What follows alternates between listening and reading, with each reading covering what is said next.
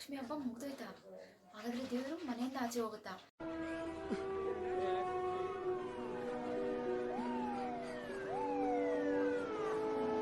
ಮನೆಯಿಂದ ಆಚೆ ಹೋಗೋದಕ್ಕೆ ಲಕ್ಷ್ಮೀ ದೇವಿನ ಯಾವುದೇ ಕಾರಣಕ್ಕೂ ಬಿಡಬಾರ್ದು. ಓ ಅಮ್ಮ, ಎಲ್ಗೋ ಹಬ್ಬ ಮುಗಿತು ಅಂತ ಎಲ್ಲೋ ಹೋಗ್ತಾ ಇದ್ದೀರಾ ನೀವು? ಎಲ್ಲೋ ಹೋಗ್ಬಾರ್ದು, ಇಲ್ಲೇ ಇರ್ಬೇಕು. ನಿಮ್ಗೆ ಏನ್ ಬೇಕು ನೀವು ಕೇಳಿದನ್ನೆಲ್ಲ ಮಾಡ್ಕೊಡ್ತೀನಿ ನಾನು. ಎಲ್ಲೋ ಹೋಗ್ಬೇಡಿ, ಇಲ್ಲೇ ಇರ್ಬೇಕು ನೀವು. ಹೋಗ್ಬಿಡಿ ಹೋಗ್ಬಿಡಿ ಹೋಗ್ಬಿಡಿ, ಎಲ್ಲೋ ಹೋಗ್ಬೇಡಿ, ಎಲ್ಲೋ ಹೋಗ್ಬೇಡಿ.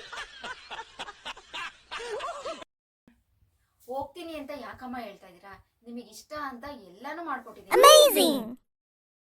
ನಿಮಗಿಷ್ಟ ಅಂತ ಪುರಿ ಉಂಡೆ ಮಾಡಿದ್ದೀನಿ, ನಿಮಗಿಷ್ಟ ಅಂತ ಕರ್ಜಿಕಾಯಿ ಮಾಡಿದ್ದೀನಿ, ಕಡಲೆಕಾಳು ಉಸ್ಲಿಯನ್ನ ಮಾಡ್ಕೊಟ್ಟಿದ್ದೀನಿ, ಹಾಗೆ ರವೆ ಉಂಡೆನೂ ಕೂಡ ಮಾಡ್ಕೊಟ್ಟಿದ್ದೀನಿ.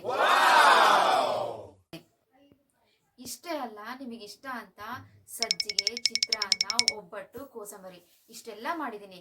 ಇನ್ನೂ ಏನ್ ಬೇಕು ನೀವು ಕೇಳಿದನ್ನೆಲ್ಲ ಮಾಡ್ಕೊಡ್ತೀನಿ. ತೆಂಗಿನಕಾಯನ್ನ ಒಡೆದು ಹಣ್ಣುಗಳನ್ನೆಲ್ಲ ಇಟ್ಟಿದ್ದೀನಿ. ತುಪ್ಪದ ದೀಪವನ್ನ ಹಚ್ಚಿ ಸುಗಂಧಭರಿತವಾದ ಹೂಗಳಿಂದ ಅಲಂಕಾರವನ್ನು ಮಾಡಿದ್ದೀನಿ. ಇನ್ನು ಏನ್ ಬೇಕು ಕೇಳಿ, ಎಲ್ಲವನ್ನೂ ಮಾಡ್ಕೊಡ್ತೀನಿ.